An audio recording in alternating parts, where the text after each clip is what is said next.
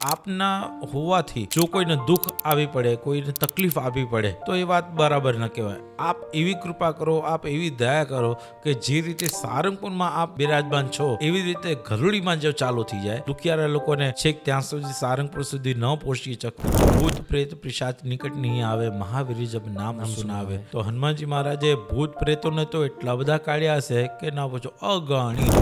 તો માનું છું કે હનુમાન ચાલીસા દરેક હિન્દુ નાગરિકે અવશ્ય કરવી જોઈએ, અને જેને હિન્દુ નાગરિક હોય ને એને હનુમાન ચાલીસા આવડવી જોઈએ. ઇતર ધર્મના લોકો દાઢી રાખે, ટોપી પહેરે, 5 વખતની નમાજ પડે, આ બધું કરે છે એ એના ધર્મ પ્રત્યેની લાગણી બતાવે છે. જ્યારે આપણી યુથ આઇકોન છે ને એ એમ સમજે કે આ બધું કરે ને ઓલ્ડ ફેશન ઓલ્ડ કલ્ચરમાં જાય છે. હનુમાનજીના કયા ગુણ યુથ તરીકે અમારા જીવનની અંદર ઉતારવા જોઈએ? શ્રદ્ધાવાન, વીરવાન, બળવાન, પોતે સમજદાર અને પોતે વિદ્યાવાન. પોતે પોતાનું જો કાર્ય સિદ્ધ કરવું હોય તો આ વીર, બળ, ગુણ આ બધા ક્વોલિટી એવી છે કે જે ઉજાગર કરવાથી હનુમાનજી જેવી સફળતા પ્રાપ્ત કરી શકાય છે. ભગવાન આટલું સુંદર મજાનું માનુષ તન આપ્યું છે અને આ જે જીવન આપ્યું છે એ સુર દુર્લભ છે કે જેનાથી ભજન ભક્તિ થઈ શકે છે, જેનાથી સત્કાર્યો થઈ શકે છે, સત્કર્મો થઈ શકે છે. તો શા માટે મરવાના વિચાર કરવા જોઈએ? શા માટે ડ્રગ્સ લેવું જોઈએ? હું તો એમ કહું છું કે નપુંસકતાની નિશાની એક એમ કહેવાય કે પોતે પોતાની જાતને ખુલાવવા માટે એક ડ્રગ્સનો સહારો લેવો પડે. સમાજ જે દુર્ગતિને માર્ગે જઈ રહ્યો છે એ ક્યાંક ને ક્યાંક એને પ્રેમ ઓછો પડતો હોય એવું લાગે રાખે. એની પાસે પ્રેમ કરવા વાળું કોઈ હોય નહીં, કોઈ પૂછવા વાળું હોય નહીં, કોઈ સમજવા વાળું હોય નહીં, કોઈ સમજાવવા વાળું હોય નહીં. ત્યારે જે માણસ આવા રસ્તા ઉપર જતો હોય છે એ જ્યારે પહેલી વખત ચુસ્કી લે છે અને પહેલી વખત જ્યારે આનું સેવન કરે ત્યારે જો આંખ બંધ કરીને હનુમાનજી સામે આવે, ગુરુજી સામે આવે, માતા પિતા સામે આવે તો એક વખત અટકી જાય. આજના યુથ આઇકોનને હું દરેકને નિયમ આપું છું કે 2 હનુમાન ચાલીસા વાંચજે, 4 વાંચજે, 6 વાંચજે, વડવાના સૂત્રનો પાઠ છે આ જે કરજે, આનાથી તને વધારે સારું થશે. એવી રીતે એ લોકો કરે છે ને હનુમાનજી મહારાજ એ લોકોના કામ કાર્ય કરે છે, સાધ્ય સિદ્ધ થાય છે. જ્યાં સુધી પૃથ્વી લોકોની ઉપર એક પણ જણ રામાયણની કથા સાંભળતો હશે, રામ નામ બોલતો હશે, ત્યાં સુધી તમારે અહીંયા સેવા કરવાની છે. એટલે રામજીએ પોતે આપેલો આ દીર્ઘ જીવન છે. દીર્ઘ જીવન નહીં પણ સાથે સાથે દિવ્ય જીવન. નીતિ પ્રવીણ નિગમાગમ શાસ્ત્ર બુદ્ધિ રાજાધિરાજ રઘુનાયક મંત્રીવર્ય સિંદૂર ચર્ચિત કલેવર નેષ્ટિ કેન્દ્ર શ્રી રામદૂત હનુમંત હર સંકટમ ને. હું હંમેશા કહેતો આવ્યો છું કે ઈ છે તો બધું છે. હનુમાન દાદાએ હંમેશા આપણું રક્ષણ કર્યું છે, તે હંમેશા હાજરા હજુર છે, તેના ગુણ હંમેશા ગવાતા આવ્યા છે. પરંતુ આજના જે યુવાનો છે એને હનુમાન દાદાના જે સિદ્ધાંતો છે, હનુમાન દાદાના જે ગુણો છે એ પોતાના જીવનમાં કઈ રીતે ઉતારવા, આપણા જીવન ધોરણને કઈ રીતે સુધારવું, એક સેવક તરીકે, એક મિત્ર તરીકે, એક રક્ષક તરીકે આપણે આપણા જીવનમાં કઈ રીતે આગળ વધી શકીએ, એ જ બધી બાબતો ઉપર આજે આપણે ચર્ચા કરવાના છીએ. સાથે સાથે હનુમાન દાદાનો પ્રતાપ પણ આપણે સમજવાના છીએ કે એ ચિરંજીવી, એ કષ્ટભંજન દેવ, એ હનુમાનજી મહારાજનું જે પણ કાંઈ એમનો પ્રતાપ છે એ શું છે. આજે આપણે લ્યો સાંભળો વાત પર સીધી વાત કરવાના છીએ પૂજ્ય અક્ષર પ્રસાદ દાસજી સ્વામી સાથે. સ્વામીજી, આપનું હાર્દિક સ્વાગત છે લ્યો સાંભળો વાત પર. સૌ પ્રથમ તો સ્વામી, તમે લંકાની સફરે હતા, એ લંકા કે જેને હનુમાન દાદાએ આમ ગણો તો આમ વેરવિખેર કરી નાખી હતી, સળગાવી નાખી હતી, આ લંકાની સફર કેવી રહી? બહુ સારી, સુંદર એકદમ અને મનોરમ્ય હતી. લોકો એમ સમજે છે કે લંકા એટલે સોનાની હતી અને એની અંદર વિવિધતા હતી અને બહુ ભવ્યતા હતી, પણ હનુમાનજીનો પ્રૌઢ પ્રતાપ એવો છે કે જેમ તમે વાત કરી એમ હનુમાનજીએ પોતે લંકાને બાળી દીધી છે.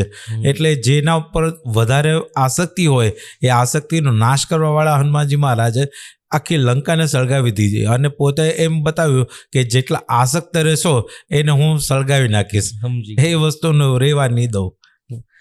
અમને જ્યારે ખબર પડી કે સ્વામીજી શ્રીલંકા કથા કરવા માટે જોવાના છે ત્યારે અમે આશ્ચર્યચકિત હતા કે ત્યાં પણ હરિભક્તો છે, હનુમાનજીના ભક્તો છે. એ ભક્તો કેવા છે અને એમની લાગણીઓ કેવી છે?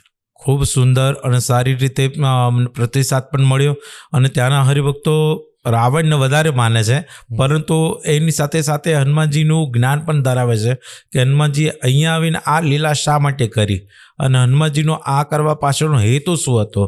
જ્યારે મહાદેવજીએ પોતે સોનાની લંકા રાવણને ભેટ આપી દીધી ત્યારે પાર્વતી માતાને ખોટું લાગી ગયું, જરાક એમ અવિચરું લાગ્યું.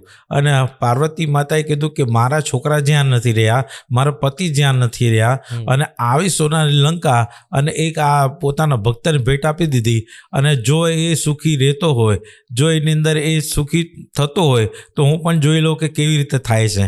એને ન સળગાવી દો અને મારા કારણે ન સળગે તો હું પણ જોઈ લઉં. આખરે પાર્વતી, એ તો હસીની એક વાત છે, પરંતુ જે અતિ થાય છે, જ્યાં અતિશયોક્તિ થાય છે, ત્યાં પછી હનુમાનજી જેવા ભક્ત આવીને તહેસ નહેસ પણ કરી નાખે છે. એ વાતનું અનુમોદન એ લોકો આપે છે અને સમજાવે છે કે ના, એ અતિરેકમાં આવેલા રાવણને જો સીધો કરવો હોય, સરખો કરવો હોય તો આ હનુમાનજી સિવાય બીજું કોઈ ન કરી શકે. સ્વામી, તમે એ ભૂમિ ઉપર હતા કે જ્યાં રામાયણ થઈ, એક બહુ મોટું યુદ્ધ થયું, અને એક એવી લડાઈ કે જે મર્યાદાની લડાઈ હતી, એવી લડાઈ કે જે સ્વાભિમાનની લડાઈ હતી. અને એ ભૂમિ પર આજે પણ શું રામાયણની એવી ફિલિંગ આવે? તમે ત્યાં ગયા તો એ ભૂમિ પરની ફિલિંગ કેવી હતી? હું અશોક વાટિકામાં જ્યારે દર્શન કરતો હતો ત્યારે વિકટ સમાન રૂપ કપી ધરી એમ જ્યારે નાનું મચ્છર જેવું સ્વરૂપ બનાવ્યું, ત્યારે સીતાજીએ કીધું કે હનુમાનજી, આ આમ નાનું મચ્છર જેવું સ્વરૂપ છે તારું, તો શું કરી લેશું? આમ મસક સમાન રૂપ કપી ધરી. પછી એ જ સમયે હનુમાનજીએ કીધું કે માં, આ તો મેં લંકામાં પ્રવેશ કરવા માટે બનાવી છે. મારું ઓરિજિનલ સ્વરૂપ તો આવું છે, વિકટ રૂપ ધરી લંકા જલાવા. એટલે પોતે વિકટ સ્વરૂપ જ્યારે ધર્યું ત્યારે હનુમાનજીનો જે પંજો પડ્યો, પગનો જે નિશાન છે, એ જોતાની સાથે મને એમ થઈ ગયું આટલું મોટું સ્વરૂપ હનુમાનજી બનાવ્યો છે અને એક જ પગના આટલા મોટા નિશાન છે, તો બીજો પગ રાખ્યો ક્યાં હશે અને બીજો પગ મૂકવા માટેની કઈ જગ્યા છે?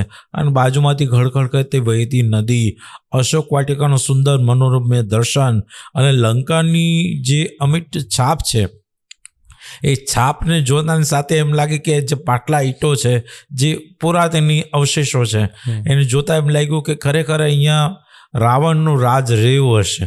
અને ક્યાંક ને ક્યાંક આની અંદર પોતે અતિરેકમાં આવીને રાવણે આવું કૃત્ય કર્યું, તો એની પાછળ રાવણનો કોઈ હેતુ હશે કે જે વૈભવશાળી આવો રાવણ, એણે પણ આવું કરવાનો વિચાર આવી ગયો, તો એને પણ રામજી દ્વારા મિટાવવામાં આવ્યું. આવું ભવ્યતા ભર્યું વાતાવરણ છે ત્યાં.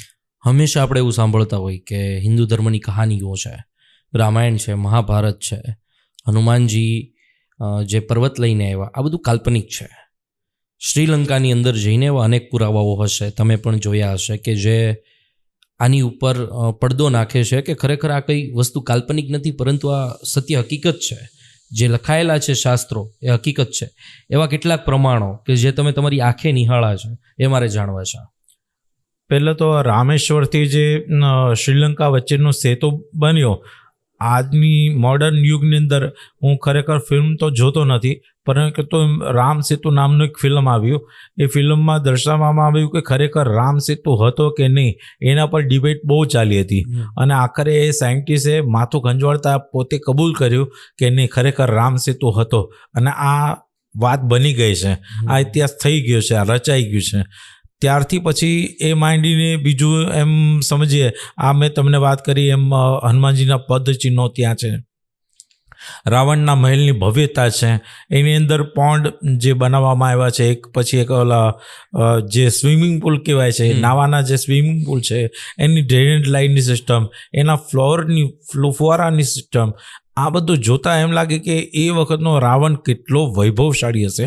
અને જે એના મહેલની અંદર જતા સિંહના પંજા છે, એ સિંહના પંજામાંથી જ્યારે જતો હશે અને આવતો હશે, એ રાવણની ઉપર પુષ્પ વિમાન રાખવા માટેની વ્યવસ્થા કરવામાં આવી.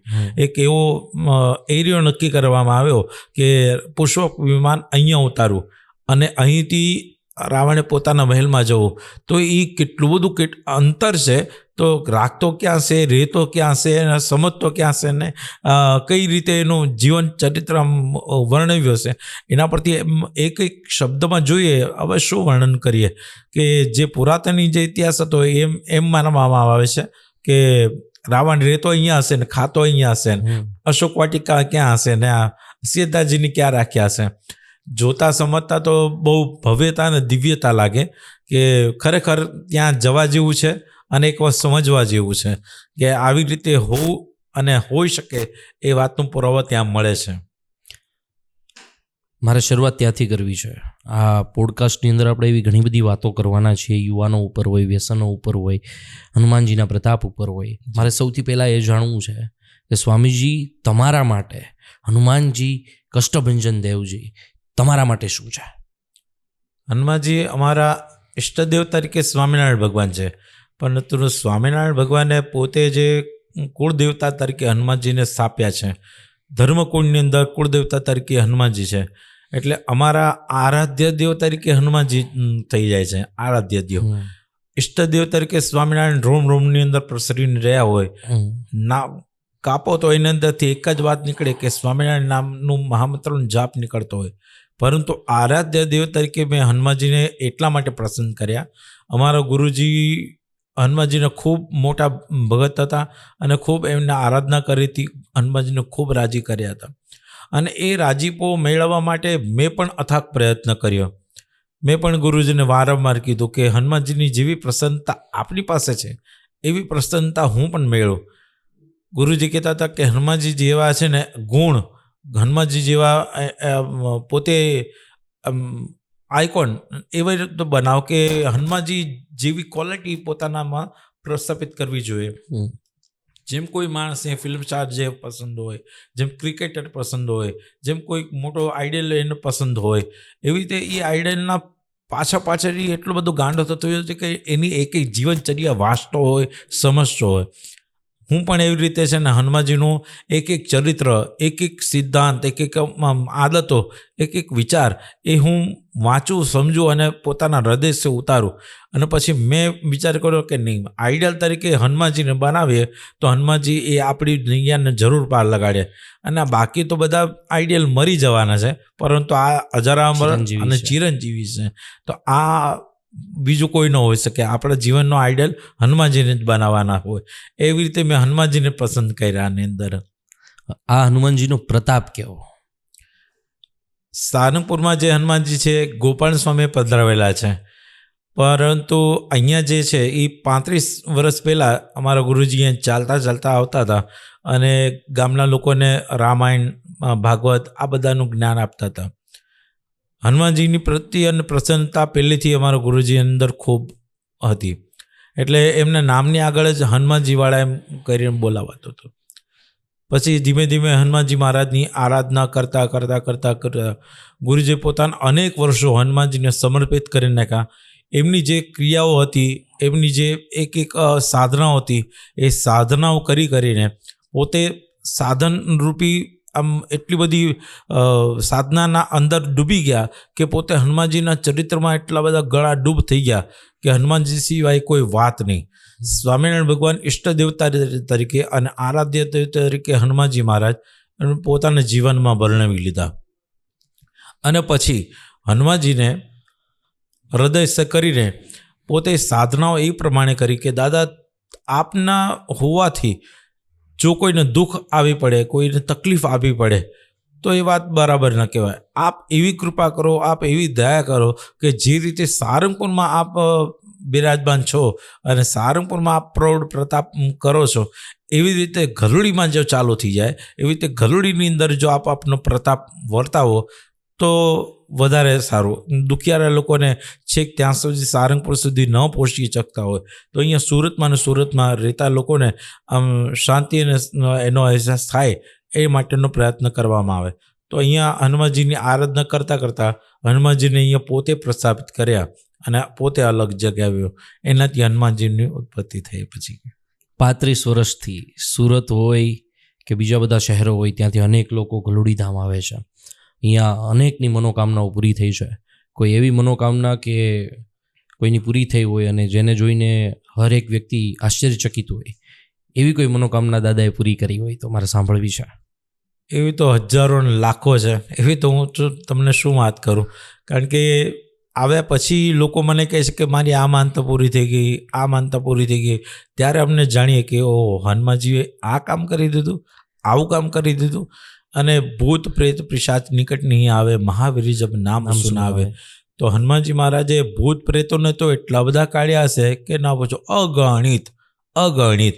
દર શનિવારે 2 થી 3 કેસ એવા હોય છે કે જે લોકોને પારકો પલો હોય છે એટલે પડછાયો હોય છે.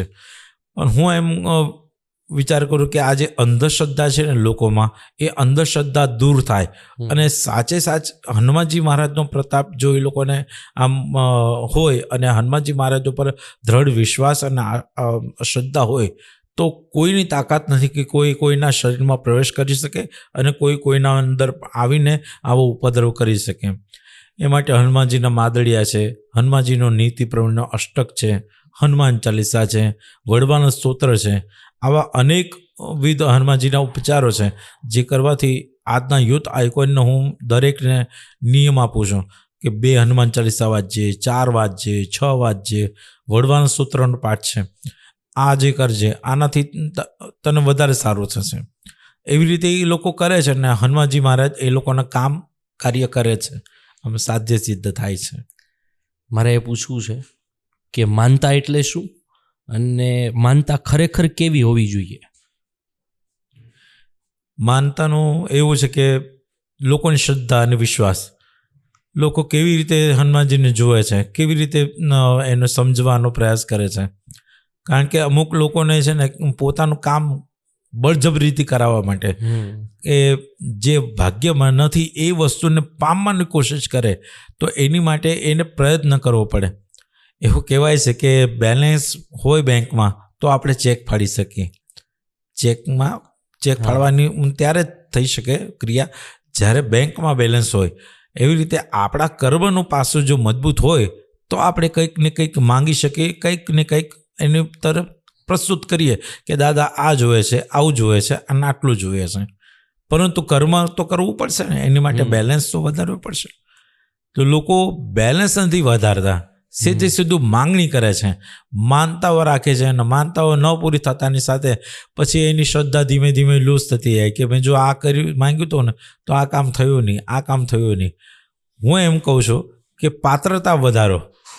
જો પાત્રતા વધારશો તો તમને હનુમાનજી મહારાજ ઓટોમેટિક સામેથી આપી દેશે. તો તમારી માનતા વગર કીધે પૂરી થશે. તમે આમ ખાલી વિચારશો ને તો તમારે આમ હનુમાનજી મહારાજ સામેથી પીરસી દેશે. કારણ કે તન કી જાને મન કી જાને, જાન કે મન જાનીએ મન કી બાત. એ તો હનુમાનજી મહારાજ હોય કે જે બીજાના મનની વાત જાણી શકે. માનતા પોતે રાખવી ન પડે, માનતા પૂરી થઈ જાય અને એને આપણે કહેવાય કે આપણું કામ દેવે કર્યું. પણ એની માટે હું તો કહું સત્કર્મ કરવું પડે, કર્મ વધારવું પડે. આજનો પોડકાસ્ટ તમારી સાથે મારે એટલા માટે કરવો જરૂરી હતો કારણ કે હું તમને બહુ ખુલીને વાત કરીશ કે અમારી જે જનરેશન છે એને ઝેન્ઝી જનરેશન કહેવાય. આ એક નામ આપેલું છે કે 2000ની સાલથી લઈને અત્યાર સુધી જે જન્મેલા છે, જે યુવાનો છે હાલ, એમને ઝેન્ઝી જનરેશન તરીકે ઓળખવામાં આવે. અમારી જનરેશનમાં એક ટ્રેન્ડ ચાલે કે 2 વર્ષ તમે આ ભગવાન માટે ઓલું કરશો, 2 વર્ષ તમે આ ભગવાન માટે ઓલું કરશો. હું બહુ ખુલ્લીને કહીશ સ્વામી કે અત્યારે હનુમાનજી દાદાનો ટ્રેન્ડ ચાલે છે. આ ટ્રેન્ડ છે. કદાચ કાલ સવારે કોઈ બીજા ભગવાન ઉપર શ્રદ્ધા વધે, અમારે આ શ્રદ્ધાને અતૂટ રાખવી છે, તો એના માટે આ ઝેન્ઝી જનરેશન છે એને શું સંદેશો આપશો? રાખવી જોઈએ. હું તો કહું છું કે શ્રદ્ધા રાખવી જોઈએ. અને જો આવી પાગલપંથી હોય અને આવી જો ભગવાન તરફની શ્રદ્ધા અને ગતિ હોય તો એવી યુથ માટે સારામાં સારું કહેવાય કે એણે બીજા કોઈને ન પકડતા હનુમાનજી મહારાજને આવી રીતે પોતાના આઇકન તરીકે પકડ્યા છે.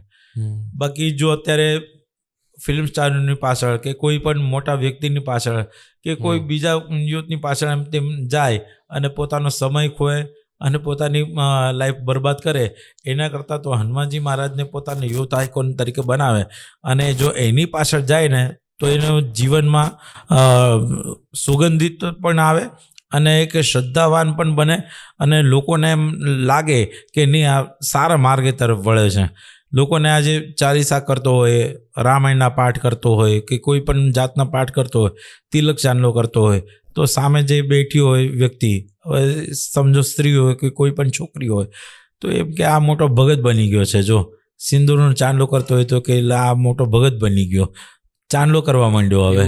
પણ ઇતર ધર્મના લોકો આમ દાઢી રાખે, ટોપી પહેરે, 5 વખતની નમાજ પડે, આ બધું કરે છે એ એના ધર્મ પ્રત્યેની લાગણી બતાવે છે કે હું કેટલો પરફેક્ટ છું, હું કેટલો પરફેક્શન સાથે આ ધર્મને નિભાવું છું, ધર્મને જોઉં છું, ધર્મને સમજું છું. જ્યારે આપણી યુથ આઇકોન છે ને એ એમ સમજે કે આ બધું કરે ને ઓલ્ડ ફેશન ઓલ્ડ કલ્ચરમાં જાય છે. અને જેમ તમે શબ્દ વાપર્યો એવા શબ્દથી એને નવાજવામાં આવે એટલે ઓલાને બિચારાને લાગે કે હું આવો દેખાઉં છું, હું આવો થાઉં છું અને હું આવું વર્તન કરું છું, એટલે એ પાછા પગલાં ભરી લે છે. પરંતુ હું તો એમ કહું છું કે ના, तुम आगे बढ़ो और जो अपना कर्तव्य करते हो वो करते रहो. એ જે કર્તવ્ય કરશે અને એનાથી જ હનુમાનજી બહુ પ્રસન્ન થશે.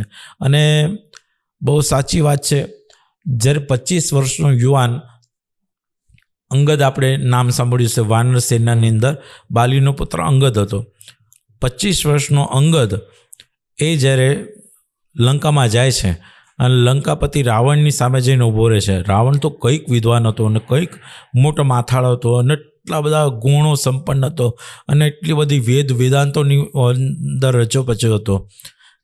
એવું કહેવાય છે કે બ્રહ્માને વેદ લખવા હોય ને તો રાવણને પૂછે કે રાવણ આ બરાબર છે ને, તો આનું કરેક્શન કરીને જોજે. તો આપણે કરેક્શન કરવા માટે કોઈ મોટા વ્યક્તિ પાસે જઈએ તો બ્રહ્માજીને જો શંકા જાય કે મેં લખેલું છે એ વાક્યની અંદર કંઈક ભૂલ ત્રુટિ હોય તો એ રાવણને કહીને એ સુધારાવતો હતો. આટલો બધો જ્ઞાની વિદ્વાન પુરુષ એની સામે એક 22 થી 25 વર્ષનો યુવાન જાય અને અંગદ એની સભામાં જઈને કે એ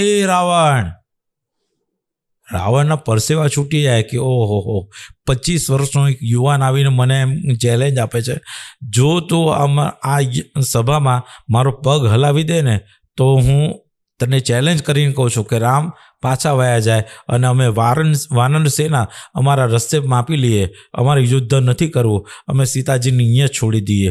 આવી ચેલેન્જ જો 22-25 વર્ષનો કરતો હોય તો યુવાનમાં કેટલી બધી ખુમારીતા હશે, કેટલી બધી રામ તરફનો ડેડિકેશન હશે, કેટલું બધું રામને જાણ્યા સમજ્યા હશે કે રામને એમ કહી શકે છે કે ચાલો પ્રભુ આપણે છોડી દઈએ, આપણે નથી કરવું. રામ નામ પર વિશ્વાસ રાખીને પોતાનો જમણો પગ હતો એ રાવણની લંકામાં દબાવ્યો અને એવું કહેવાય છે કે બધાએ આવીને ઉપાડવાનો પ્રયાસ કર્યો પરંતુ કોઈનાથી થયો નહીં અને એનો જે પગ હતો એ કોઈ હલાવી શક્યો નહીં. આવી ખુમારી અને આવી દ્રઢતા જે એક વાનર યોનિમાં છે, તો આપણે તો માણસ છીએ, તો માણસની અંદર એ ખુમારીતા કેમ નથી આવતી કે હું ભગવાનનો દાસ છું, સેવક છું, શ્રદ્ધાવાન બની અને લગ્ન સાથે હું આમ કરી શકું છું અને મારાથી આમ થઈ શકે છે. શા માટે ડ્રગ્સ લેવું જોઈએ? હું તો એમ કહું છું કે એ નપુંસકતાની નિશાની, એક એમ કહેવાય કે પોતે પોતાની જાતને ખુલાવવા માટે એક ડ્રગ્સનો સહારો લેવો પડે. ના, એવું ના હોવું જોઈએ. જો આટલી ખુમારીતા એક વાનરની અંદર હોય તો આપણી અંદર એટલી ખુમારીતા આવી જ જોઈએ અને આપણે પગભર થઈને આપણે સમાજની અંદર પગ રાખીને જીવવું જોઈએ અને સમજાવવું જોઈએ કે હું પણ કરી શકું છું. હનુમાનજીના કયા ગુણ યુથ તરીકે અમારે અમારા જીવનની અંદર ઉતારવા જોઈએ?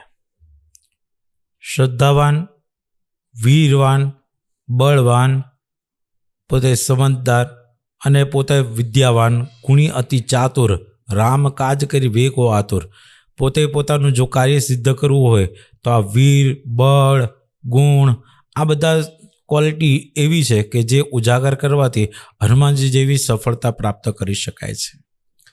ભગવાન શ્રી રામને હનુમાન જેવા એક મિત્રની જરૂર હતી, એક સેવકની જરૂર હતી. એ મિત્રતા કેવી હોવી જોઈએ અને મિત્ર તરીકે હનુમાનજીમાંથી કયા ગુણ લેવા જોઈએ? મિત્ર તરીકે હનુમાનજીને જો પ્રસ્તુત કરવા હોય તો હનુમાનજી જે રીતે એમના સેવક બનીને, એક દાસ બનીને એમની સાથે હતા, દાસ બનીને તો ખરા, પરંતુ જ્યારે લક્ષ્મણજી ઉપર વિપદા આવી પડી ત્યારે એકલા જઈને દ્રોણાગીરી પર્વત પર લઈ આવ્યા. જ્યારે નાગપાશની અંદર બંધાઈ ગયા ત્યારે ગરુડજીને સમજાવીને હનુમાનજી લઈ આવ્યા અને પ્રભુને અને લક્ષ્મણજીને નાગપાશમાંથી છોડાવવાનો પ્રયાસ કર્યો, નાગપાશમાંથી છોડાવ્યા. આવી રીતે મિત્ર હોય ને, પોતાના સ્વામી પર કે પોતાના જે ભાઈબંધો પર જો સંકટ આવી પડે ને તો એમ સંકટ સમજે કે મારું પોતાનું સંકટ છે, મારા પર આવી ગયેલું સંકટ છે, મારા દોસ્તારના જીવનમાં, મારા પોતાના અંગત જીવનની અંદર જો આવી રીતે વિષમ પરિસ્થિતિ આવી ગયો તો એના સામે કેવી રીતે લડવું અને કેવી રીતે પરિસ્થિતિને સુધારવી, સમજવી, એ પ્રયાસ કરવો જોઈએ. અમે રામાયણમાંથી એક વસ્તુ શીખ્યા છીએ. એ વસ્તુ એવી છે કે હનુમાન દાદા પાસે મોટો પ્રતાપ હતો. એ ગમે ત્યાં કોઈ પણ જગ્યાએ જઈ શકતા. એમની પાસે બહુ વધારે બળ હતું. એવું કહેવાય કે ભગવાન રામ પાસે જો હનુમાન ના હોત તો લંકા સુધી પહોંચી પણ ના શકાત. આવી સ્થિતિની અંદર પણ એટલો પ્રતાપ હોવા છતાં પણ એક દાસ બનીને રહેવું એ ખરેખર હનુમાન દાદાને પ્રતાપી બનાવે છે. આજના સમયમાં સ્વામી એવું છે કે અમારી સાથે જ રહેતા કોઈ વ્યક્તિ કરતાં અમારી પાસે થોડુંક બળ વધી જાય અથવા તો સમય જતાં જતાં અમારામાં એનાથી વધારે ફેરફાર આવે, પૈસે ટકે ફેરફાર આવે, આર્થિક સ્થિતિ એની કરતાં અમારે વધારે સારી થાય તોય અમારામાં અહંકાર આવી જાય છે. આજની જનરેશનનો તકલીફ છે. અને એ જ મોટા ભાઈ તરીકે હોય, નાના ભાઈ તરીકે હોય, પરિવારમાં હોય, મિત્રોમાં હોય, આવી જ સ્થિતિ ચાલે છે.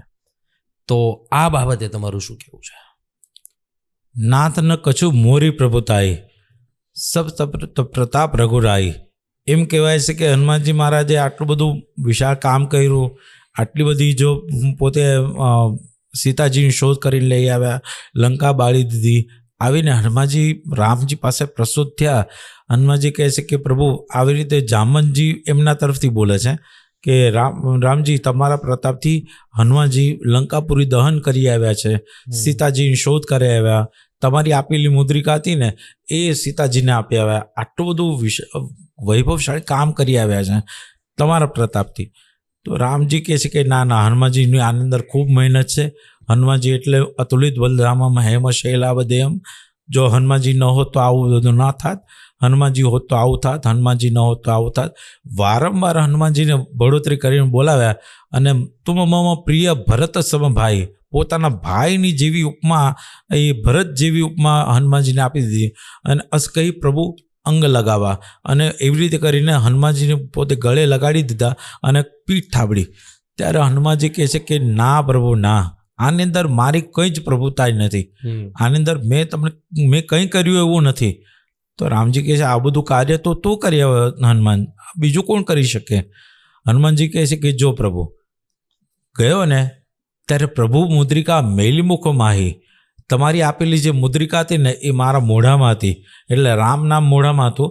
હું જ્યારે ઉડ્યો 400 યોજનનો જ્યારે પર્વત સમુદ્ર લાંગ્યો, ત્યારે સમુદ્ર લાંગતા વખતે રામ રામ રામ રામ બોલતો હતો. તો ખિસ્સું તો હતું નહીં મને, એટલે મુદ્રિકા મૂકું ક્યાં? તો મેં મારા મોઢામાં મૂકી દીધી. એ રામ નામ કરતો કરતો ગયો ને એટલે ત્યાં લંકામાં પહોંચ્યો. ત્યાં સુધીમાં તો રામ રામ બોલું હજી તો ત્યાં તો લંકા આવી ગઈ, બોલો. અને લંકા આવી ગઈ, ત્યાં ઉતર્યો. તો આવું બધું મેં જે કરવાનું ચરિત્ર હતું એ મેં તમારા પ્રતાપ કર્યું. તો રામજી કહે છે ઠીક છે હનુમાનજી, તો ગયો તો મારી મુદ્રિકા તારા મુખમાં હતી, આવ્યો કઈ રીતે?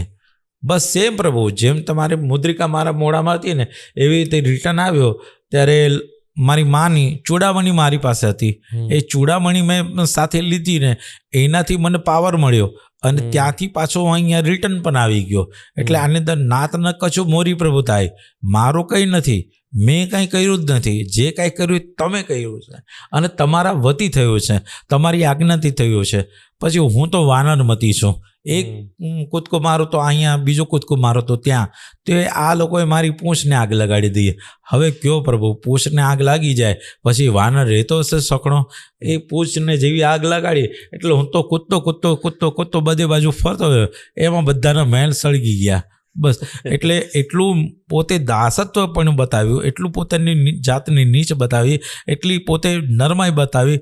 જો બીજો કોઈ હોત તો એમ કહે આ મારાથી થયું, આ મેં કર્યું, આવું મારાથી જ શક્ય છે, આવું હું ન હોત તો બીજું કોઈ ન કરી શકે.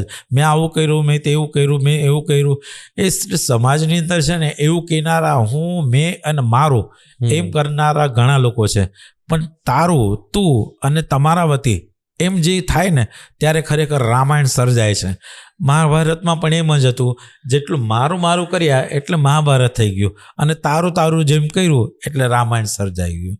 સમાજે પણ આની અંદરથી આ શીખ લેવી જોઈએ કે બીજાને માન આપવાનું, બીજાને યશ આપવાનું, બીજાની કૃતિ વધારવાની, બીજાને ગુણ સભર કરવાના. યશો દદાતી ઇતિ યશોદા. એમ કહેવાય છે કે કૃષ્ણનો જન્મ થયો ત્યારે બીજાને યશ આપનારી યશોદા. યશોદા નામ શેનાથી પડ્યું? બીજાને યશ આપ્યો કે તમારા વતી થયો. કોઈ કહે છે કે યશોદા અને નંદ બાબા, હું તમારા ઘરે લાલો પ્રગટ થાય ને એટલા માટે સંતાન ગોપાલના જાપ કરતો હતો. એ જાપના પ્રભાવે તમારે ત્યાં પુત્ર રત્નો છે. હા ભાઈ, તું સાચો, તારા વતી થયું છે. લઈ જાને 100 ગાય તને દાનમાં આપું છું, લે. એવી રીતે જે બીજાને આપે છે, બીજાને યશ આપે છે, બીજાના ગુણ સદગુણમાં ફેરવે છે, તો એનાથી એ જે માણસી છે ને પોતે પ્રતિષ્ઠા વધે છે. એને સામેવાળાને લાગે કે નહીં, આ માણસ ખરેખર નિર્માની છે, કે જે એમ સમજે છે કે આના વતી આનો ગુણ વધે છે. ચિરંજીવી એટલે શું, અને હનુમાનજી ચિરંજીવી કેવી રીતે કહેવાના? ચિરંજીવીની વ્યાખ્યા બલિ વ્યાસો, એવો એક શ્લોક છે. એ બલિ અને વ્યાસ અને હનુમાનજી, વિભીષણ, આ બધા જ ચિરંજીવી છે. ચિરંજીવી અને વધારે આયુષ્ય હોવું એટલે એક જાતનો શાપ નથી, એક જાતની ભજન ભક્તિ એમના તરફની વધારે. કારણ કે દીર્ઘકાલ જીવવું અને દિવ્ય જીવન જીવવું એ બે વાતમાં બે ફરક છે. દીર્ઘાયુષી અને દિવ્યાયુષી. સુખદેવજી મહારાજે પરીક્ષિત મહારાજને એક નાનો દ્રષ્ટાંત આપીને કહું છું કે 2 ઓપ્શન પૂછ્યા કે ભાગવતની કથા સાંભળવાથી દિવ્ય જીવન જીવાશે અને સ્વર્ગનો અમૃત પીવાથી દીર્ઘ જીવન જીવાશે. બોલો રાજા, શું કરવું છે? 7 દિવસ પછી તમને તક્ષકના ગાવીને દંશ આપવાનો છે. આ સર્પના દંશથી તમારું મૃત્યુ થવાનું છે.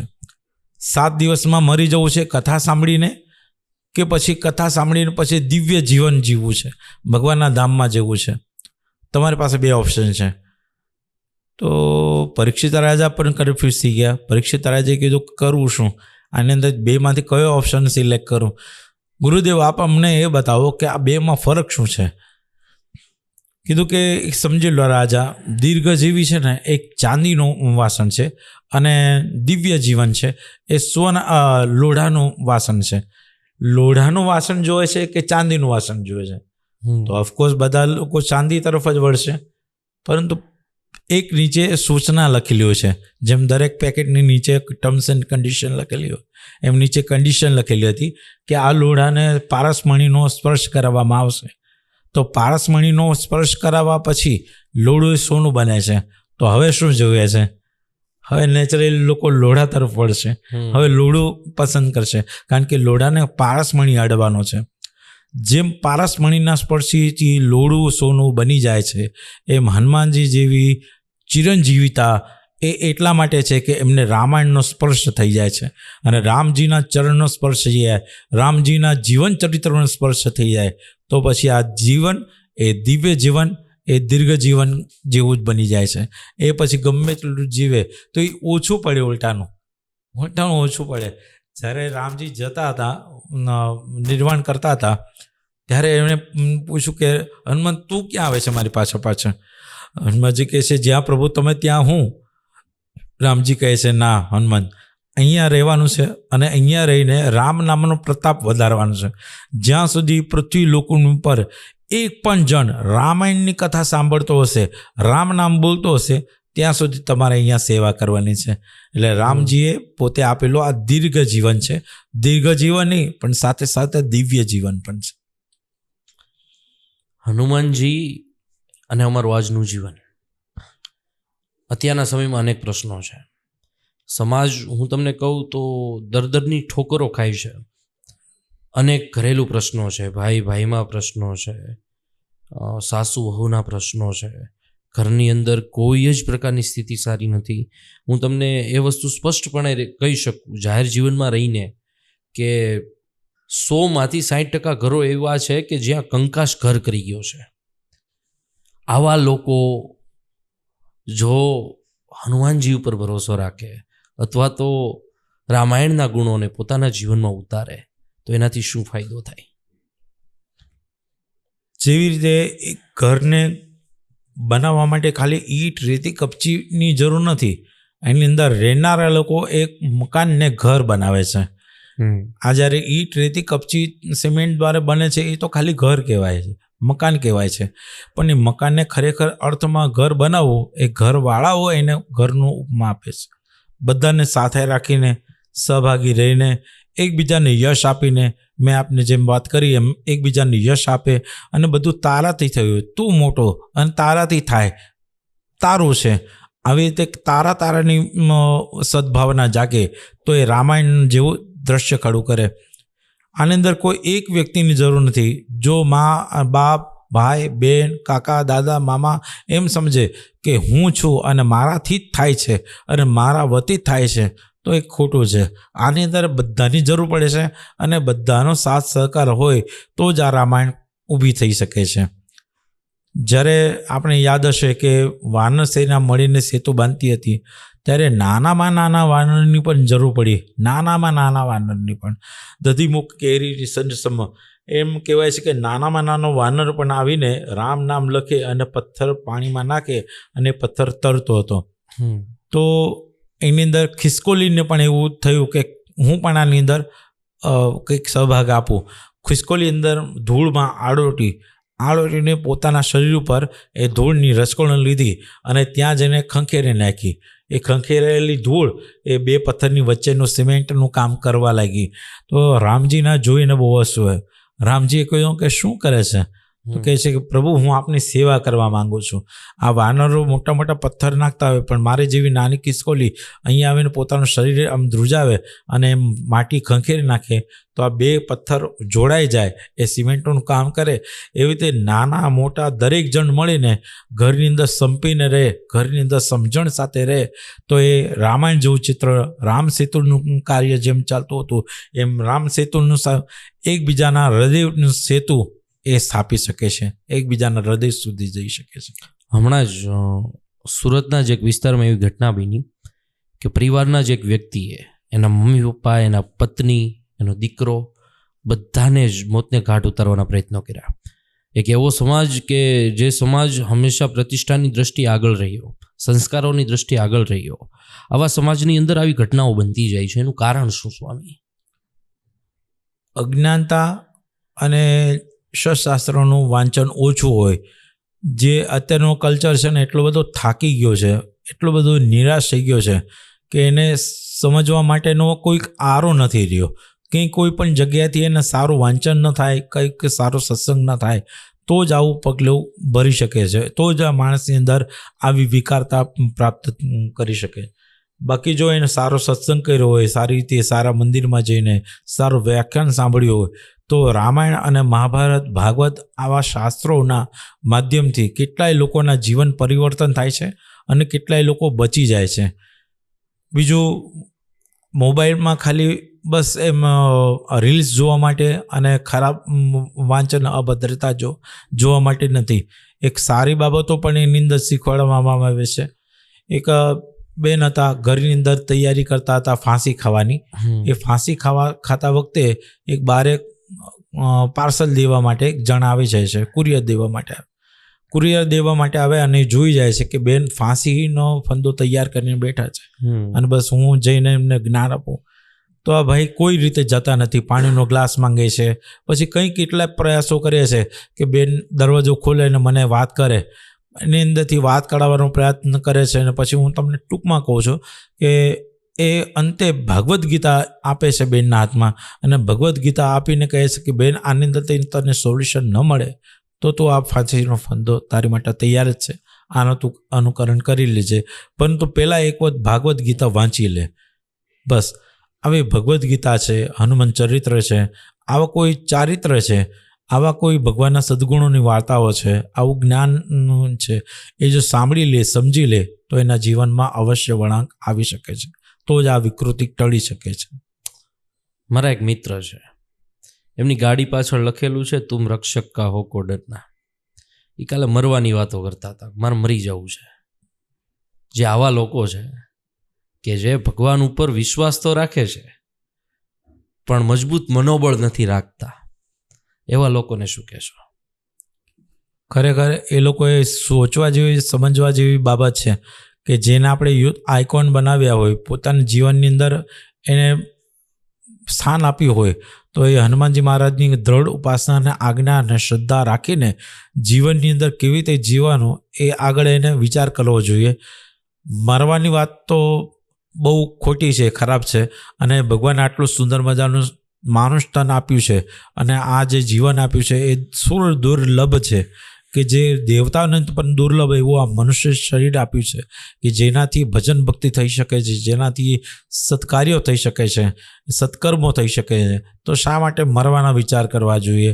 પોતાના મનોબળ જો ભાંગી પડ્યા હોય તો કોઈક સંતના શરણમાં જાય, કે કોઈક આઈડિયલના શરણમાં જાય, કે જે પોતાના ગુરુના શરણમાં જાય તો એને યોગ્ય માર્ગદર્શન મળી શકે છે. આવી રીતે ક્યારે પણ થાય ને કે જે મરી જવાનો વિચાર આવે, કંઈ પણ હારી જવાનો વિચાર આવે, સમાજની અંદર ફેંકાઈ જવાનો વિચાર આવે, તો કોઈને કોઈ સદગુરુના શરણમાં પકડવા જોઈએ. સ્ટીવ જોબ્સ નામના હમણાં મેં સાંભળ્યું કે નીમ કરોલી બાબા એમના શરણમાં ગયા છે, અને આવા મોટા મોટા લેખકો, મોટા મોટા ફાઉન્ડરો આવે એક વિરલ વિભૂતિઓના શરણમાં ગયા અને પોતાના જીવનને વળાંક આપીને પોતે સુધર્યા છે, સમજ્યા છે. જો એ લોકોને આપણા સંતો ઉપર આટલી બધી શ્રદ્ધા અને વિશ્વાસ હોય અને એને ખબર હોય કે આની પાસે જઈશ ને તો આનાથી મારા જીવનમાં વળાંક આવશે, તો આપણે શા માટે રહી જઈએ છીએ? આપણા ધર્મગુરુઓ ક્યાં ઓછા છે? કોઈ પણ એવા સદગુરુઓને શરણમાં જઈને આ પ્રશ્નનું નિવારણ માંગે તો એને થઈ શકે છે, પણ સદગુરુ, ષડગુરુ નહીં, સદગુરુના શરણમાં જાય તો એને અવશ્ય યોગ્ય માર્ગદર્શન મળી રહે. તમે હમણાં જ કીધું કે ઘણી બધી પરિસ્થિતિઓ એવી થતી હોય કે જેની અંદર આવા બધા વિચારો આવતા હોય, પણ તમે જે રીતે કીધું કે એક ધર્મની અંદર લોકો ક્યારેય એમનો જે પહેરવેશ છે એ પહેરવાનું નથી ભૂલતા, માથે ટોપી પહેરવાનું નથી ભૂલતા. આપણામાં ધીમે ધીમે બધું જતું જાય છે. નથી આપણે તિલક ચાંદલો કરતા, નથી આપણે કંઠી ધારણ કરતા, કે નથી આપણે એવી કોઈ પ્રથાઓનું પાલન કરતા. તો આની પાછળ જવાબદાર કોણ? આની પાછળ જવાબદાર આપણા માતા પિતા હોઈ શકે, ગુરુજનો હોઈ શકે, કે જે ઠપકો આપી શકે છે આપણને, આને આપણે વાળી શકે છે આપણને. અત્યારથી અમારા ગુરુકુળોમાં તમે જોતા છો કે બધાના કપાળ પર કમ્પલસરી તિલક ચાંદલા હોય છે. પછી ધીમે ધીમે જ્યારે ગુરુકુળમાંથી બહાર નીકળે છે પછી પોતાના ગુરુજનો હોય કે પોતાના માતા પિતા હોય, એની એક શિક્ષા હોવી જોઈએ કે તું નાનો હતો ત્યારે તો તિલક ચાંદલો કરતો હતો, ગુરુકુળમાં હતો ત્યારે તો તિલક ચાંદલો કરતો હતો, અત્યારે તને શું કામ શરમ આવે છે? અત્યારે તારે કરવા જ જોઈએ. અને તિલક ચાંદલો ફરજિયાત હોવા જ જોઈએ. તિલક ચાંદલા વગર આપણી પહેચાન ન હોઈ શકે. ચોટલી વગર આપણે હિન્દુ ન કહેવાય શકે. આપણે હિન્દુ સંસ્કૃતિની ધરોહરને ભૂલતા ગયા, એને નિગ્લેક્ટ કરતા ગયા. એટલા માટે આપણે છૂટછાટ આપવા માટે આપણા દીકરાઓને કીધું કે કાંઈ વાંધો નહીં, આમ કરાય, કંઈ વાંધો નહીં, કંઈ વાંધો નહીં. ઘણા લોકોના આપણે ઘરોમાં જઈએ અમે લોકો ત્યારે કહેતા હોય છે, બેટા પગે લાગ, સ્વામી આવ્યો, પગે લાગ. ઓલો પગે જ ના લાગે છોકરો, તો ઘણી રીતે કે પગે લાગ ને, પછી ઓલો ના લાગે ને તો આખરે બાપા શું કરે, બોચી પકડે અને કે નામ આવી રીતે પગે લાગ, એવી રીતે પગે લગાડવા માટે એની બોચી પકડીને વારંવાર પ્રયાસ કરતો. મેં મનમાં વિચાર કર્યો, પ્રભુ શું કામ એને તકલીફ આપો? જ્યાં તમે પગે નથી લાગ્યા તો એ ક્યાંથી પગે લાગવાનો હતો? પહેલાં તો તમારે પગે લાગતા શીખવું પડશે. આપણે જો આપણા માતા પિતાનો રોજ જે ફોટાને પગે લાગતા હોઈએ, જો કોઈ માતા પિતા નથી આપણા ઘરમાં, એનો ફોટો છે તો સ્મૃતિની રીતે આપણે ફોટાને પગે લાગીએ. આપણા જીવતા મા બાપ છે તો આપણે એને પગે લાગીએ, આપણા ગુરુજનોને પગે લાગીએ, તો આપણા દીકરા એને અવશ્ય ફોલો કરશે કે મારા મા બાપ આવી રીતે કરતા હતા તો હું પણ આવી રીતે કરું. એ જો તિલક ચાંદલો લગાડતા હતા, મારે પણ લગાડવો જોઈએ. અને એક હિન્દુ નાગરિક તરીકે આપણી એટલી તો ખુમારી હોવી જોઈએ કે આપણે ચોટી, ધોતી અને આ બધું રાખીએ તો જ આપણે ખરા સાચા હિન્દુ કહેવાઈએ. એક વિસ્તાર છે કે જ્યાં બધા જ હિન્દુઓ રહે છે. એ વિસ્તારના 37માંથી 17 બિલ્ડિંગમાં ડ્રગ્સ મળ્યું છે. બધી જ ઓફિસો છે કોમર્શિયલ બિલ્ડિંગોની એ હિન્દુઓની છે. બહુ કપરી પરિસ્થિતિની અંદરથી અત્યારે આ વિદ્યાર્થીઓ, યુવાનો પસાર થઈ રહ્યા છે. એક ડ્રગ્સનું વ્યસન અત્યારે હાલ એવી રીતે ઘર કરતું જાય છે કે ધીમે ધીમે ગલ્લા ઉપર ખવાતા માવાની જેમ આ વ્યસન પ્રસરી વળવાનું છે. આને માંડી વાળવા માટે આપણે શું કરી શકીએ અને તમારું આ બાબતે શું માનવું છે? આની અંદર સમાજ જે દુર્ગતિને માર્ગે જે અત્યારે જઈ રહ્યો છે એ ક્યાંક ને ક્યાંક એને પ્રેમ ઓછો પડતો હોય એવું લાગે રાખે કે એની પાસે પ્રેમ કરવાવાળું કોઈ હોય નહીં, કોઈ પૂછવાવાળું હોય નહીં, કોઈ સમજવાવાળું હોય નહીં, કોઈ સમજાવવાવાળું હોય નહીં. ત્યારે જે માણસ આવા રસ્તા ઉપર જ જતો હોય છે. જો માતા પિતા ગુરુઓ પોતાની ફરજ સમજીને એ દીકરા દીકરીઓને સારે માર્ગે વાળે અને એને પૂછે સમજે અને એની સાથે વાત વિચાર વર્તન કરીને એમને જો સુધારવાનો પ્રયત્ન કરે તો અવશ્ય આની અંદરથી માર્ગ મળી શકે છે. એ કે વ્યસન અને એક ફેશન એને આપણી આ ભારતીય સંસ્કૃતિને બહુ મોટું નુકસાન પહોંચે. એ વ્યસન અને ફેશન એટલો બધો ખરાબ છે કે અત્યારે એક જણ પીતો હોય ને તો બીજા જણે એમ કે છે તું નથી પીતો એટલે કેટલો તું વર્ષ છે, એમ તો કેટલો બધો પછાત છે, તું આવું બધું નથી કરતો.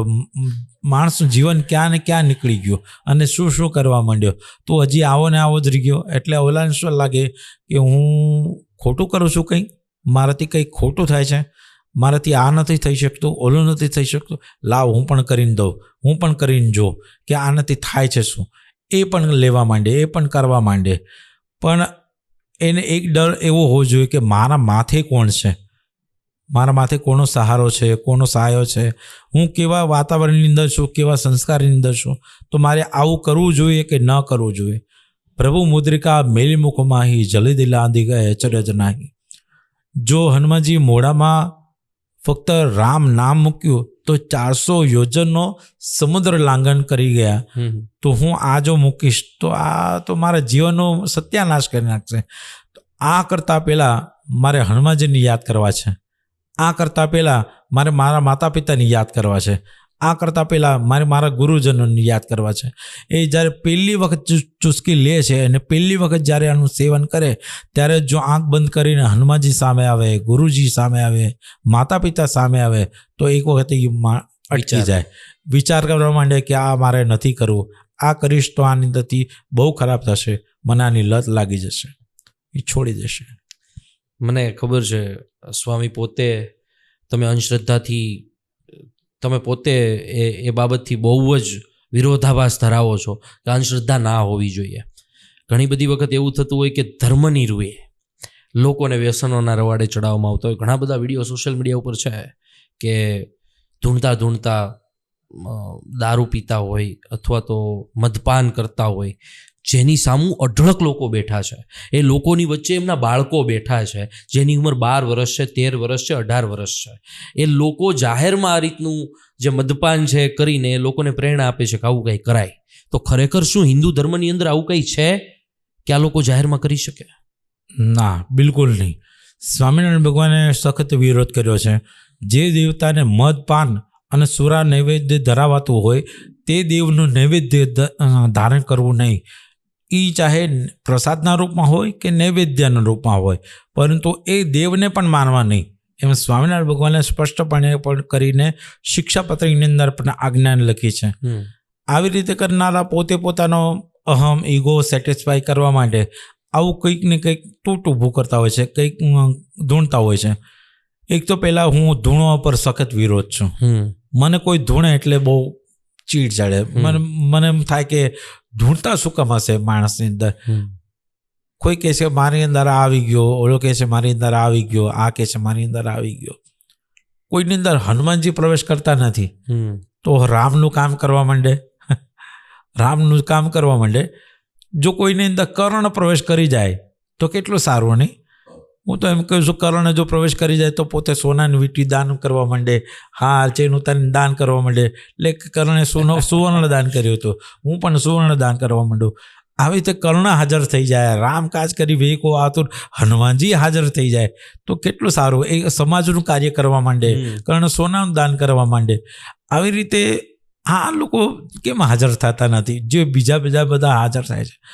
ક્ષુદ્ર દેવોની ઉપાસના કરવાનું અમારા સ્વામિનારાયણ ભગવાને ના પાડી અને ક્ષુદ્ર દેવોને માનતા નૈવેદ્ય અને સુરાપાન એ અમારા આશ્રિતો એ ગ્રહણ ન કરવું અને એ મૃગવારી ચર્મ એ પીવું પણ નહીં અને પીવા દેવું પણ નહીં, એવું સ્પષ્ટપણે કરીને સ્વામિનારાયણ ભગવાનની આજ્ઞા છે. અંધશ્રદ્ધાની વાત એવી છે, જ્યાં જ્યાં અંધશ્રદ્ધા થાય છે ત્યાં મને બહુ જ ગુસ્સો આવે અને મને એમ થાય કે શું કરવું અને કેવી રીતે કરવું કે જે લોકો આવા રસ્તેથી પાછા વળે. અને યુ ટર્ન મારીને સહી દિશા તરફ આગળ વધે. પણ આવી રીતે ખોટા ધૂણતા હોય ને ત્યાં ધૂણાધૂણ થતું હોય ત્યાં બેસીને વાહવાઈ થતી હોય ને મદિરાપાન કરાતું હોય અને કહે ભલે ભલે ભલે ભલે, આવું જે વાતાવરણ થાય છે ને ત્યાં સખત વિરોધ છે કે સ્વામિનારાયણ ભગવાનની જીવ ઉપર પણ પગ છે અને સમાજને ખોટે રસ્તે દોરવા માટેનો આ એક ટ્રેન્ડ છે. આવા બાબતથી દૂર રહેવું જોઈએ. સ્વામીજીના જીવનમાં એવી કોઈ ઘટના બી નહીં હોય કે જ્યારે હનુમાનજીનો સાક્ષાત્કાર થયો હોય, એવી કોઈ ઘટના મારે સાંભળવી છે. અમારા ગુરુજી ફક્ત કાળી ચૌદસના દિવસે કે હનુમાન જયંતિના દિવસે 2 સેકન્ડ ખાલી હનુમાનજીનું પવન આવે અને ખાલી હાથ પગ આમ ટાઈટ થઈ જાય અને એમ સમજી જાય કે હનુમાનજીનો પવન આવે છે. એ પવનના રૂપમાં પવનપુત્ર ફક્ત 2 મિનિટની હાજરી આપે. 2 મિનિટની. જો એ તુચ્છ માનવના શરીરમાં આવે તો એ શું હાડકા આમ કેટલી બધી એની અંદર અતુલિત બલધામ અને અષ્ટસિદ્ધિ નવનિધિના દાતા એ જો હનુમાનજી મહારાજ કોકના શરીરમાં આવે તો એ શરીરનો ભૂક્કો ન થઈ જાય. અતુલિત બલધામમ. એમ રામજી કીધું એ બળ કેટલું બધું હશે કે જે આખો પર્વતને ઉચકી શકે. તો માણસની અંદર આવે તો આ માણસના શરીરના ટુકડા થઈ જાય. મનુષ્ય શરીર એને ખમી જ ન શકે. માટે કોઈના શરીરમાં હનુમાનજી પ્રવેશ કરતા હોય એ વાત અશક્ય છે. હા, હનુમાનજી મહારાજ પવનના રૂપમાં આવીને એને પ્રેરણા આપતા હોય, એને માર્ગદર્શન આપતા હોય કે એને આમ કહી દો, તેમ કહી દો, આવું કરી દેશે તો આમ થઈ જશે, આમ કરી દેશે તો આમ થઈ જશે. હનુમાનજી મહારાજ રામજીના સેવક છે. એ બીજા કોઈને માનતા સમજતા નથી. 24 કલાક રામના નામમાં મસ્ત રહે છે. માટે જ્યારે પણ નીતિ પ્રવીણ અષ્ટક સ્તોત્રનો પાઠ કરવામાં આવે, રામદૂત શરણમ પ્રપદ્યે, એમ જે રામના નામનું ગુણગાન કરવામાં આવે ત્યારે જ હનુમાનજી મહારાજ પ્રસન્ન થઈને એને 2 મિનિટની ખાલી ઝલક આપીને એને કહે કે તું આ માર્ગે જા અને આ માર્ગે નહીં. અને એ જે 2 ક્ષણ છે ને એ જીવનની ટર્નિંગ પોઈન્ટ છે, હું તો કહું છું. માટે હાજર થવું એને એવું તો ન કહી શકાય, પરંતુ હા, એક માર્ગદર્શન તરીકે એની અનુભૂતિ થવી એ બહુ જરૂરી છે અને થઈ છે. એટલા માટે હું તમને કહું છું. આમ આપણે ઘણી બધી વખત ક્યાંય જતા હોય અથવા તો આપણે કોઈ સાથે પાવરથી વાત કરતા હોય તો એ ત્યારે જ થઈ શકે જ્યારે આપણા માથે કોઈનો હાથ હોય. માની લો કે આપણે કોઈ પણ જગ્યાએ જઈએ છીએ ને ત્યાં આપણે કોઈ પણ ડેરિંગથી વાત કરીએ છીએ અને આપણા પપ્પા હારે હોય તો આપણને હિંમત મળે. તો હનુમાન દાદાનો પાવર કેવો? એ પાવરથી કેવી હિંમત મળે? હનુમાનજીનો અતુલિત બલધામ મેં કહ્યું કે આપને, એવી રીતે હનુમાનજી મહારાજ પોતે જ એટલા અષ્ટસિદ્ધિ નવનિધિના દાતા છે, એટલા બધા અતુલિત બલધામમ છે કે એમની અનુભૂતિ એમનો સાથે હોવું એ જ મોટામાં મોટી વાત છે. એની વાત કરું તો એક નાવડીની અંદર 25-30 જણ હતા અને એક નાની છોકરી બેઠી હતી. નાવ ચાલતી હતી અને ધીમા અચાનક દરિયામાં મોજા અથડાવા લાગ્યા. નાવ હાલક ડોલક થવા માંડી. મારા દ્રષ્ટાંત પરથી સિદ્ધાંતને પકડજો. નાવ હાલક ડોલક થવા લાગી, અચાનક એકદમ વ્યસ્ત થવા લાગી. ત્યારે બધા પોતપોતાના ઈષ્ટદેવનું ધ્યાન કરે છે, સ્મરણ કરે છે, એને સ્મરણ કરીને મનાવે છે, ભગવાન બચાવી લો. કોઈ ગણપતિનો હતો, કોઈ મહાદેવનો, કોઈ માતાજીને માનતા હતા. એ દરેક જણ પોતપોતાના ઈષ્ટદેવને યાદ કરવા લાગ્યા. એક નાની છોકરી બેઠી હતી. એ નાની છોકરી કંઈ જ ન કરે. એ નાની છોકરી હસી મજાકની સાથે હલતી ડોલતી પોતાના પિતાજીની સામે જોતી નાવડીની અંદર આરામથી બેઠી હતી. આ 25 જણ એ દીકરીને પ્રશ્ન પૂછે છે, બેટા તને ડર નથી લાગતો? આ આટલા મોટા મોટા મોજા આવે છે, આ નાવડીને ડૂબાડી નાખશે, હમણાં આપણે બધા મોતને ભેટી જશું, તને બીક નથી લાગતી? દીકરી કહે છે કે મને બીક નથી લાગી. કેમ? કારણ કે આ જે નાવડીનો ચલાવનાર છે ને એ મારા પપ્પા છે. આપ સમજ્યા મારી વાતને? સમજી ગયો. હા, નાવડીનો ચલાવનાર એ મારા પપ્પા છે. મારા પપ્પાને ચિંતા છે કે હું તો ડૂબી જઈશ, સાથે સાથે મારી છોકરી ન ડૂબે, એટલા માટે હું પ્રયત્ન કરું કે નાવને સારી રીતે ચલાવું, સંભાળું અને સમજાવું અને નાવને એકદમ સારી રીતે એને પાર લગાડવાનો પ્રયત્ન કરું. એમ આપણને શ્રદ્ધાનો વિશ્વાસ હોય કે આપણા જીવન ચલાવનાર આપણો બાપ છે હનુમાનજી મહારાજ, અને એ જ્યાં સુધી છે ત્યાં સુધી આપણે કોઈની ચિંતા નથી, કોઈની પરવા નથી. હનુમાન ચાલીસા અવારનવાર હું પણ હનુમાન ચાલીસા બોલતો હોઉં છું, સાંભળતો હોઉં છું. હનુમાન ચાલીસાનો પ્રતાપ શું છે અને ક્યારે અને કેવી રીતે પઠન કરવું જોઈએ? તુલસીદાસજીએ હનુમાન ચાલીસાની રચના કરી. તુલસીદાસજીએ પોતાના એક એક શબ્દની અંદર હનુમાનજીના પ્રતાપનું વર્ણન કર્યું અને હનુમાનજીનું ચરિત્ર આખું હનુમાન ચાલીસાની અંદર ઉતારવાનો પ્રયાસ કર્યો. એક એક શબ્દ છે એ શબ્દ એને જોવાનો, એને વિચારવાનો પ્રયત્ન કરીએ તો હનુમાનજીના એક એક ગુણનું વર્ણન છે એની અંદર. જેમ કોઈ માણસને એ ગુણ બહુ પ્રિય હોય, એને યાદ દેવડાવો કે તું શું ન કરી શકે, તારાથી આ થઈ શકે, ઓલું થઈ શકે, પેલું થઈ શકે, તો આ ન થઈ શકે, આવું કરો, આવું કરો. એવી રીતે તુલસીદાસજીએ હનુમાનજી મહારાજને આ હનુમાન ચાલીસાની અંદર રીઝવવાનો પ્રયાસ કર્યો છે અને રીઝવીને રાજી રાખવાનો પ્રયાસ કર્યો.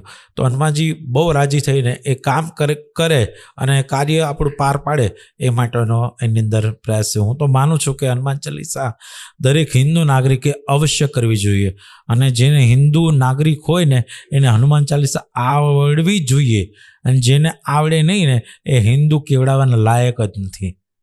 હિન્દુ કેવડાવવું હોય તો હનુમાન ચાલીસા આવડવી જોઈએ. હનુમાન ચાલીસા સાથે સાથે ઘણા બધા મંદિરોની અંદર હું જોતો હોય કે હનુમાન ચાલીસાની સાથે સાથે શનિ ચાલીસા પણ હોય. તો હનુમાન ચાલીસા અને શનિ ચાલીસા બેયનું મહત્વ શું?